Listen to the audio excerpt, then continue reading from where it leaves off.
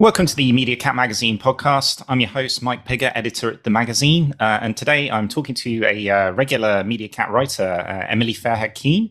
Emily's a senior strategy partner at Wavemaker, and in her career has also worked at Mediacom, Visium, and Starcom MediaVest. Welcome, Emily. Hey, Mike. Thank you very much for having me.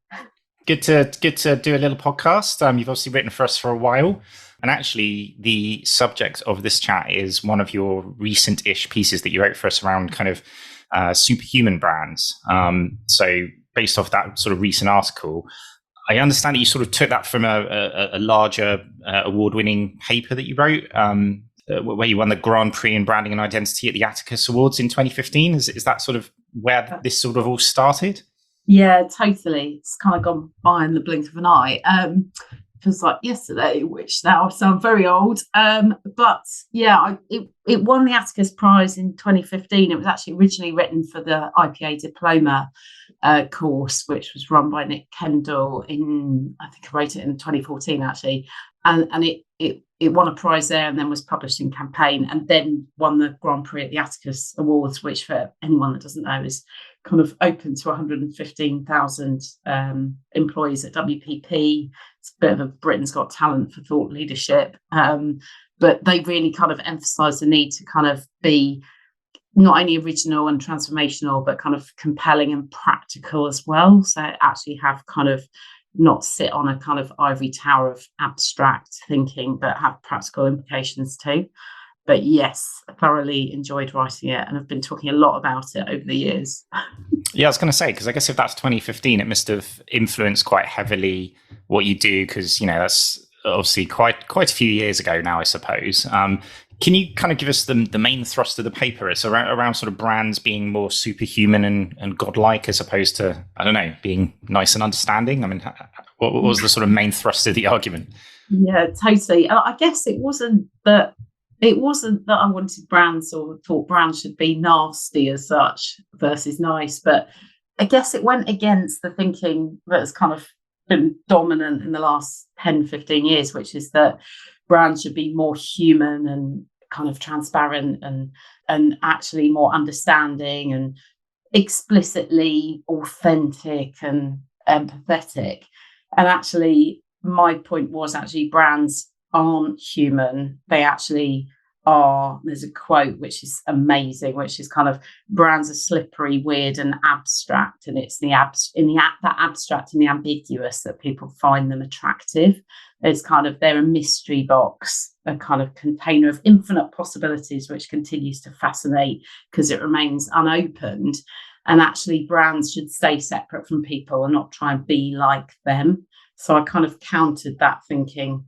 And within that, I guess superhuman is, for me, three things. It's kind of they need to be more spectacular and impressive, and they need to be more opaque and kind of talk about their kind of fictional stories, not so much their kind of transparent backstories. And also that they need to kind of show an element of leadership and control. So kind of those are the three core principles of it. That does sound a little bit like villains in storytelling and movies in a way, because it's like there's an argument in recent years that I've noticed pop up quite a few times where it's like you don't actually want or need your villain to have this like sympathetic backstory or anything like that. Like it's better that they're opaque because then they're just this sort of larger than life character. Maybe that's the link there to being a larger than life character as opposed to being more human, you know, I mean, the brand link, you know.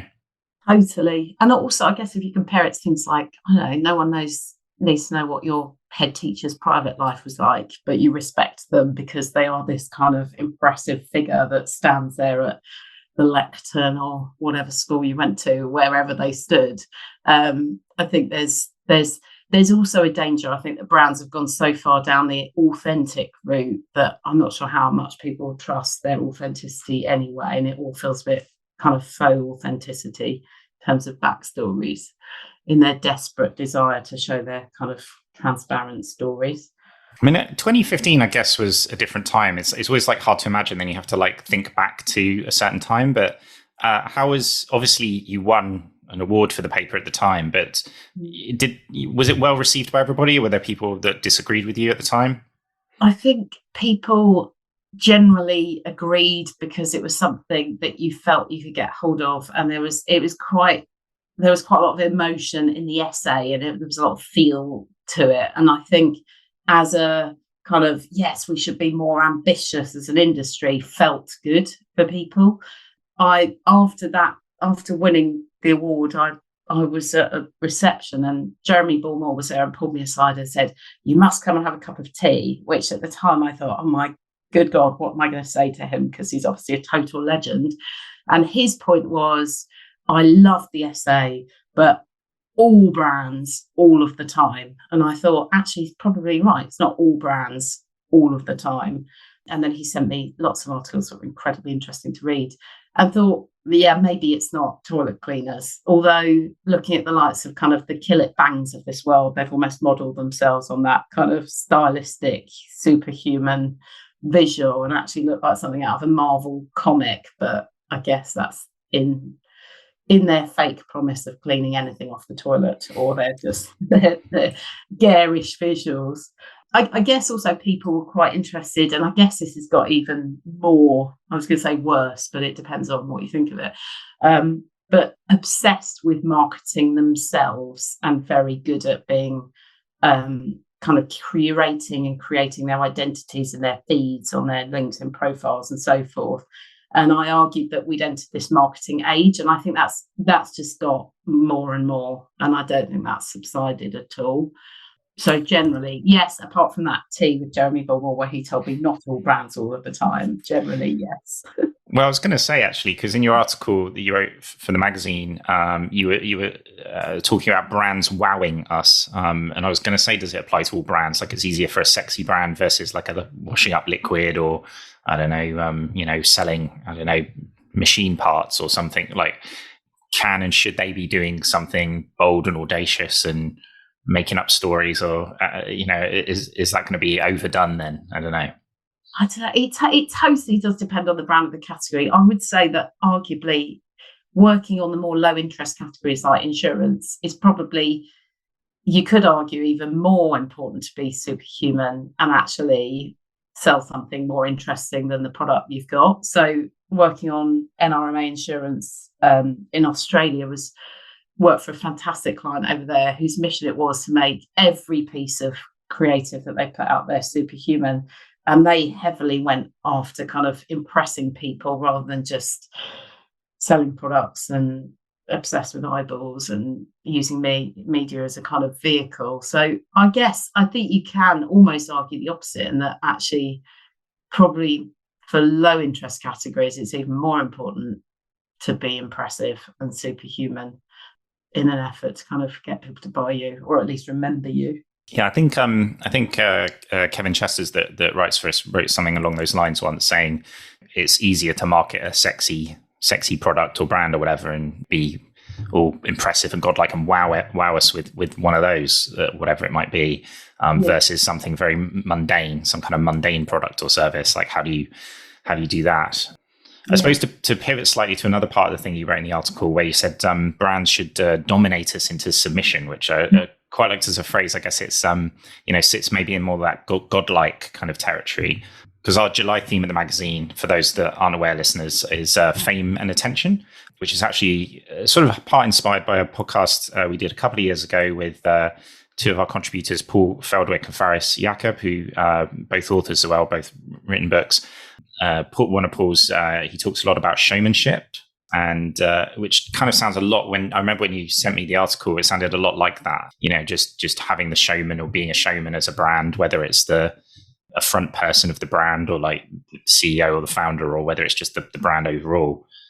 Would you say that sort of sits in a similar space, kind of this sort of showmanship and wowing us, being godlike? Yeah, absolutely. In terms of being kind of memorable and engaging and kind of entertaining and impressive, I guess how you deliver on that showmanship is kind of ever changing. And 10 years ago, it might have been me talking about, I don't know, every brand should do a similar Chanel catwalk show, or kind of deliver on that spectacle in a physical sense. And then you look at DoorDash's win this year at Cannes, and arguably that's showmanship, but in a slightly different form. And actually, the way that showmanship shows up as kind of the opportunities for that are kind of massively different to, I guess, 10 years ago. But yes, definitely in the showmanship and kind of spectacle and impressive kind of territory, I'd argue that you also need to be absolutely explicitly in control of the brand itself and show that you're a kind of leader within that. And I talk a lot about within that scarcity and kind of the feeling that a brand might not be there makes people want it even more. And a brand that sets itself apart by having very distinctive rules, I think is quite interesting as well. That's also part of this whole essay. And I think if you look at some of the brands now, particularly like the restaurant brands that literally, I mean, dominate people into submission, kind of maybe a little bit of an exaggeration, the hyperbole there, but they definitely make people kind of queue up around the block, snake around, which are obviously tactics that have been used for decades, or hang on the phone to the big mama group for kind of years trying to get a table at kind of, I don't know, 30 days in advance of when you're trying to get a table for. Like, they're all kind of tactics for, I guess, saying that a brand is dominant and in control and a leader.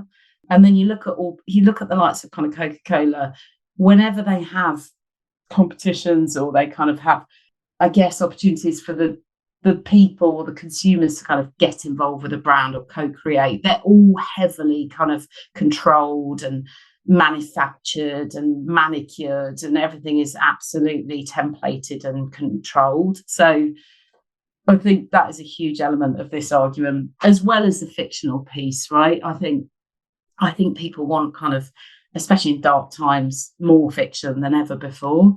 And there's lots in the essay talking about bad times like after the Industrial Revolution, where people didn't quite know how to behave, and the kind of the rise of things like fairies or kind of Superman literally coming out of World War II and the Great Depression. It's obviously, it's absolutely proven. So it's sort of something coming to save us, essentially. Yeah, something not quite real either. Well, I wanted to touch on part of the thing that you put in your article about brands being more mysterious and opaque. And I don't know, it got me thinking back to college days of the old AIDA model that I remember from my marketing times. Attention, interest, desire, action. For those that don't know it, I'm sure everyone does. And it kind of, a lot of the mystery sounds like that sort of early part of that. You know, the humans want to figure out a mystery, right, and work it out. So you kind of get their attention and their interest from that, just from not revealing everything all the time, or making things seem obscure. I can't remember if it was you that gave me the example in the article, or I saw it somewhere else, but it was like a shop front window or something where you couldn't see inside, but there was a queue outside. It's like a simple sort of what's in there, and humans must know. You know, we must find it out. Exactly. It's the people queuing for the is it the main Swatch watch for kind of hours outside Swatch, or the kind of the fashion brands do it really well, and it kind of makes people want to know physically when you see a queue like that what's inside. But I also think I think it counters lots of the oversharing, people pouring their lives and souls and latest diets and grief and pretty much everything into their social feeds. And I think people are weighed down by an oversharing of everything. And I think brands are the ones that should kind of keep something back purely for that sense of mystery and opaque that gets people excited. There's supposed to be things that people get excited about and are interested by, not kind of best friends. And I think the whole thing got slightly confused when social media came onto the horizon, and you literally had real humans talking to people in the voice of a brand, and that crossed a lane. I think brands didn't quite know how to navigate that. Yeah, that's true. I was about to say, like, you know, as part of the reason that they're getting pulled in too many directions, keeping up with trends and memes and social media and purpose marketing and whatever else you want to. The latest thing, you know, brands, marketers trying to do way too many things and sort of forgetting to kind of go back to this kind of core essence, perhaps of creating some kind of desire, I suppose, for what they do. Yeah, totally. I think we're obviously an industry totally obsessed with the new, and where legacy is almost a dirty word. Joe Arden's just written a brilliant article about the power of the past, and I think we just jump on so much stuff all the time. Charlie Ebdie's just also written a really, really good article that he's published independently about how we shouldn't necessarily just jump on the next thing. And actually, it's okay to say you shouldn't be first mover, or we should wait. And obviously, heavily references kind of NFTs. I think the point around too much transparency is also, I think brands that miss out are the ones that think people want to know everything about them. And actually, if you look at the likes of Amazon, no one really needs to know how they actually get the cherries to your door in under 40 minutes or whatever. They just want the end benefit. And actually, the magic and mystery of how some of these brands operate is actually almost is impressive in itself. Do you know what I mean? It's kind of those kind of brands are almost like air, and actually people respect them in that they're almost kind of slightly an invisible part of the ecosystem, and people just kind of take the fact that they get you stuff and it's effortless and it's almost superhuman in the way that they have their customer service set up to deliver seamlessly.